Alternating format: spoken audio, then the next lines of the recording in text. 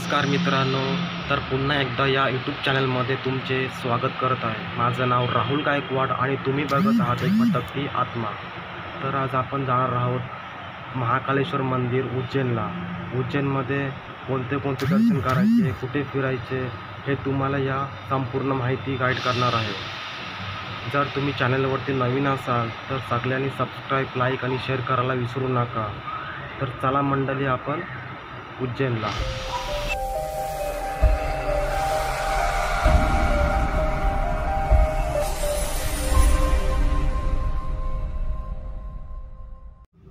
तर आता आपण आलेलो आहोत मुंबई सेंट्रलला।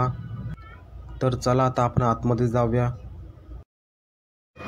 तर ही बघा, आपली गाडी लागलेली आहे। हिचं नाव आहे अवंतिका सुपरफास्ट एक्सप्रेस। ही गाडी मुंबई सेंट्रलवरून 8:55 सुटते आणि सकाळी 7:30 वाजता उज्जैनला पोहोचते। गाडीचा नंबर आहे 12961। तर आता आपली गाडी सुटलेली आहे। आता चला आपण जाऊया उज्जैनला, मस्तपैकी गाडीचा आनंद घेत।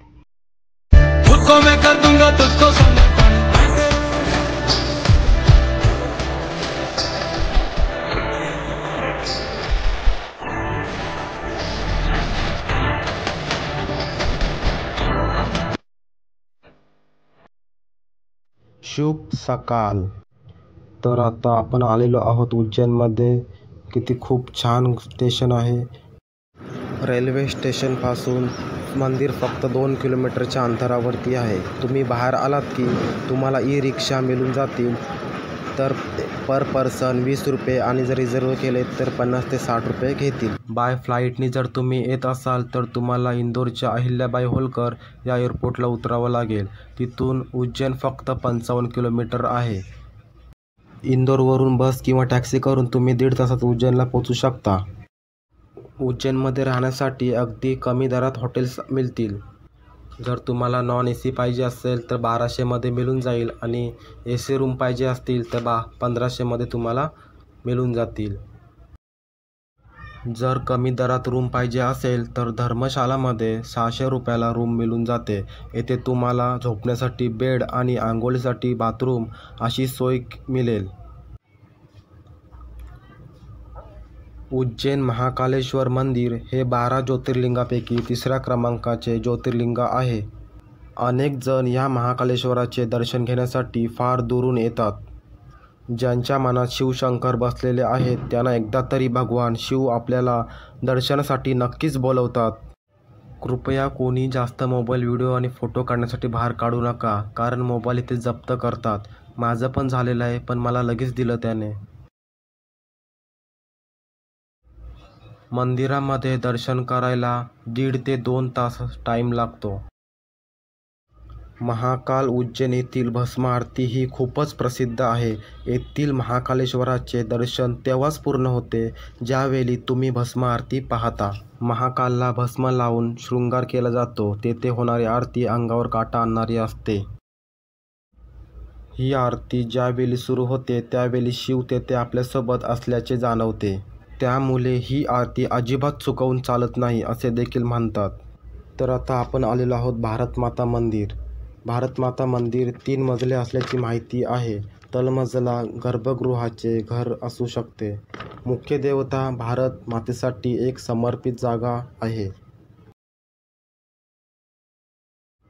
हरसिद्धी माता मंदिर हे भाविकांमध्ये खूप प्रसिद्ध आहे आणि महाकालेश्वर मंदिरापासून अवघ्या 600 मीटर अंतरावर आहे। हरसिद्धी मंदिरात सकाळ आणि संध्याकाळ 2 वेळा आरती केली जाते। संध्याकाळची आरती हा एक दिव्य आणि भव्य अनुभव आहे।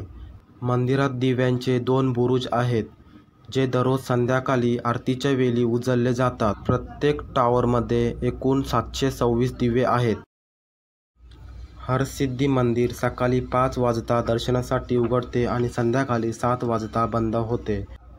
मंदिरात गेल्यावर संध्याकाळची आरती चुकवू नका।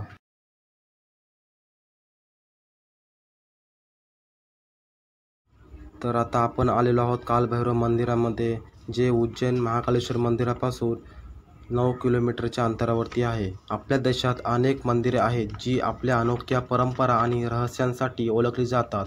असेच एक मंदिर मध्य प्रदेशातील उज्जैन येथे स्थित भगवान कालभैरव मंदिर आहे. या मंदिराची चमत्कारिक आणि रहस्यमय गोष्ट म्हणजे येथे असलेली कालभैरवाची मूर्ती दारूचे सेवन करते. श्री कालभैरव मंदिर उज्जैनमध्ये हे एकमेव मंदिर आहे जेथे देवता दारू अर्पण करतात आणि सेवन करतात. कालभैरव मंदिरामध्ये दर्शन करायला तुम्हाला वेळ 2 ते 2.5 तास लागू शकतो.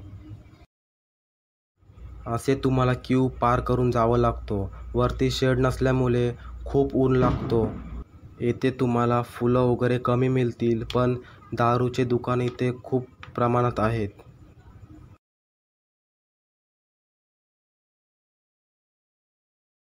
शिप्रा नदीचे आरतीचे ठिकाण खूप प्राचीन आहे. येथे दररोज संध्याकाळी शिप्रा नदीची आरती केली जाते. शिप्रा नदी ही पवित्र नदी आहे. शिप्रा नदीवर येथे वार्षिक उत्सवही साजरा केला जातो. शिप्रा नदीच्या आरतीच्या वेळी अनेक लोक येतात आणि आरतीमध्ये सहभागी होतात. संध्याकाळच्या वेळी इथे खूप छान वाटते.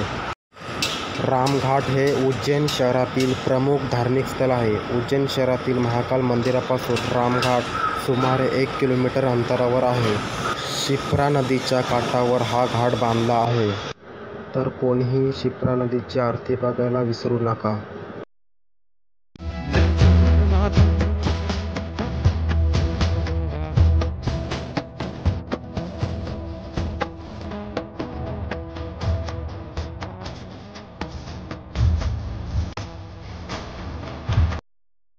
तर तुमचं सगळं फिरून झाल्यानंतर महाकालेश्वर कॉरिडॉर हे नक्कीच पहा, जेणेकरून जास्त रात्रीचं पहा. हा महाकालेश्वर कॉरिडॉर खूपच भव्य आहे. कॉरिडॉरमध्ये भगवान शिवांशी संबंधित अनेक मूर्ती स्थापित करण्यात आल्या आहेत, ज्या वेगळ्या कथा सांगतात आणि भक्तांना भगवान शिवाशी जोडतात. कॉरिडॉरमध्ये भगवान शंकराची 200 फुटांची मूर्ती आहे.